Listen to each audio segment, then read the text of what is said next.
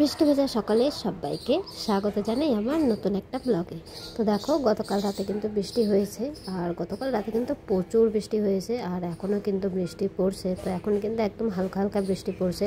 তো সকালে যেহেতু বৃষ্টিটা কম ছিল, তাই ভাবলাম যে না, একটুখানি হাঁটা যাক। তো হাঁটতে এসে দেখছি যে না, পরিবেশটি কিন্তু বেশ সুন্দর লাগছে দেখতে। তো ভাবলাম যে না, তোমাদের সাথে একটুখানি শেয়ার করা যাক যে দেখো কতটা ভালো লাগছে গাছপাতাগুলো দেখতে। আর এই যে দেখো, বৃষ্টি কিন্তু এখনও কিন্তু হচ্ছে, একদম হালকা হালকা বৃষ্টি হচ্ছে। তো তার জন্যই কিন্তু বাইরে কিন্তু আসা যাচ্ছে। তো যাই হোক, দেখো এই যে দেখো, কলাপাতার উপরে জলটা পড়ছে, কতটা ভালো লাগছে। আমি যখন ফোনটা ধরেছি তখন হয়তো জলটা একটুখানি কম পড়ছে। তো যাই হোক, এই যে দেখো, এটা কিন্তু আমার মেয়ের ছাতা। মেয়ের ছাতাটা নিয়ে কিন্তু চলে আসছে একটুখানি হাঁটতে, একটু হাঁটি করে একটুখানি ঘুরে গেলাম, আর দেখেও গেলাম, তোমাদের সাথেও শেয়ার করলাম। তারপরেই কিন্তু দেখো, ঘরে এসে টুকটাক কাজ করে তারপরে কিন্তু সকালে এই যে খাবার বানাচ্ছি। তো আজকে কিন্তু রুটি বানাচ্ছি। তো আজকে কিন্তু মামা কিন্তু আমাদের বাড়িতেই ছিল। হ্যাঁ, তাই জন্য ভাবলাম যে না, সকালে একটুখানি রুটি করা যাক, তাহলে মামা একটুখানি চা দিয়ে খেয়ে নিতে পারবে। তো এই যে দেখো, রুটিটা বানিয়ে নিচ্ছি। আর আজকে কিন্তু বাড়িতে কিন্তু আরেকটা কিন্তু জিনিস হবে। তো রুটি ভাজা কিন্তু আমার কিন্তু প্রায় হয়ে আসছে, আর এরপরে কিন্তু একটুখানি চা করে নেব। চা দিয়ে রুটি খাওয়া হবে সকালে। আর মেয়েকে কিন্তু কিন্তু আগেই খাইয়ে দিয়েছি। আর গলার অবস্থা কিন্তু এখনও কিন্তু খারাপই আছে, গলাটা কিন্তু আমার এখনও ঠিক হয়নি। জানি না আর কতদিন সময় লাগবে গলাটা ঠিক হতে। তো দেখো, আমি আসছি রান্নাঘরে, আমার মেয়েও কিন্তু সাথে সাথে চলে আসছে। ও বলছে যে না, ও চা বানাবে। তার জন্য দেখো, চা পাতার ডিব্বাটা নিয়ে ও কিন্তু টানাটানি করছে। তো যাই হোক, দেখো এই যে চা পাতাও দিয়ে দিলাম, এখন কিন্তু চাটা করে নেবো। আর আমার মেয়ে যে এই জিনিসটা যে কোথা থেকে শিখলো, আমি তো বুঝতেই পারছি না যে এই জিনিসটা কোথা থেকে শিখলো। ও এগরোল বানানোর যে কোথায় দেখলো, আমি তো বুঝতে পারছি না। দেখো, এগরোল বানিয়েছে কি সুন্দর। এগরোল হয়নি, এটা হয়ে গেছে কুরকুরে রোল, তাই না? কুরকুরে রোলটা ও যে কোথায় বানানো শিখলো সেটা তো আমি বুঝতে পারছি না। এটা কিন্তু তিনটা বানিয়েছে, একটা আমার জন্য, একটা ওর জন্য, আর একটা ওর মামার জন্য। আর এখানে দেখো, মায়ের কিন্তু পূজাও কিন্তু হয়ে যাচ্ছিলো। মা পূজা হয়ে গেলো, তারপরে কিন্তু চা রুটিটা মা খেয়ে নেবে। তো যাই হোক, দেখো ওখানে কিন্তু সব এগরোল সব রেডি করে রেখে তারপরে কিন্তু এখানে আসছে দেখো, ঠাকুরের একটুখানি আরতি নিতে। তো আরতি নিয়ে টিয়ে খাওয়া দাওয়া করে তারপরে কিন্তু চলে আসছি রান্নাঘরে। আর আজকে হবে মোচা। মোচা কিন্তু আমার ভীষণ ভালো লাগে।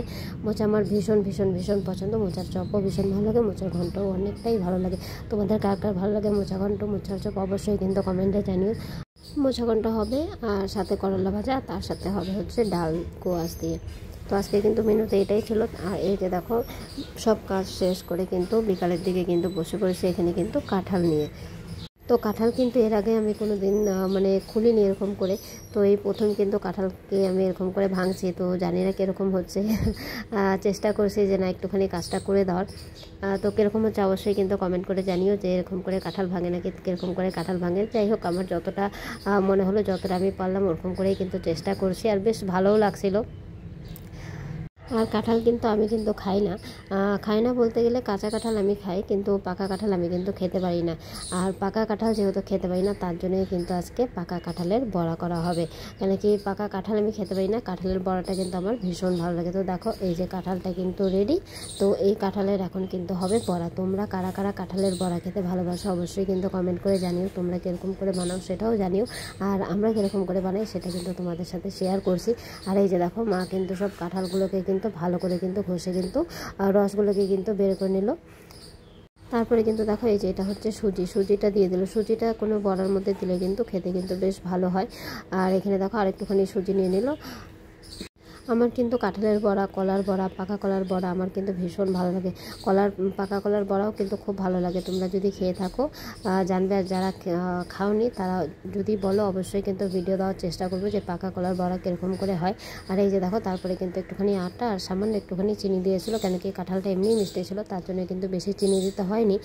শুধু অল্প একটুখানি চিনি দিয়েছিলো যাতে মিষ্টিটা একটুখানি ঠিকঠাক হয়। তারপরে দেখে এই যে দেখো, একদম কিন্তু ছোট ছোট করে কিন্তু ডালের বড়ি যেরকম করে হয় সেরকম করে কিন্তু একদম ছোট্ট ছোট্ট করে কিন্তু দিয়ে দিচ্ছিলো মা তেলের মধ্যে। আর আমি তো মানে অপেক্ষা করছিলাম যে না, কখন খাবো। কি বলবো, আমার এত ভালো লাগে। পাকা কাঁঠাল খেতে পারি না, কিন্তু বড়াটা আমার ভীষণ ভালো লাগে। আর কাঁচা কাঁঠাল আমার কিন্তু ভীষণ পছন্দ।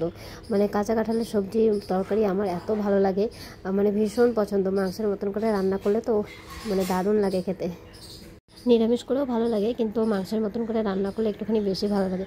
তো যাই হোক, দেখো এদিকে দেখো, বড়াগুলো কিন্তু হয়েই আসছে। আর এই যে দেখো, কি সুন্দর একদম মিষ্টির মতন হয়ে গেছে, কতটা ভালো লাগছে দেখতে। আর সত্যি কথা বলতে, বড়াগুলো যেরকম দেখতে হয়েছিল, খেতেও কিন্তু হয়েছিল একদম অসাধারণ সুন্দর। মানে কি বলবো, এত টেস্ট হয়েছিল বড়াগুলো, মানে বলার বাইরে যে এত টেস্ট হয়েছিল। তো চলো, আমি একটুখানি বড়া আরও 2-4টা খেয়ে নিই। তো আজকের মতন ভিডিওটা এখানেই শেষ করলাম। ভিডিওটা কেমন লাগলো অবশ্যই কমেন্ট করে জানিও।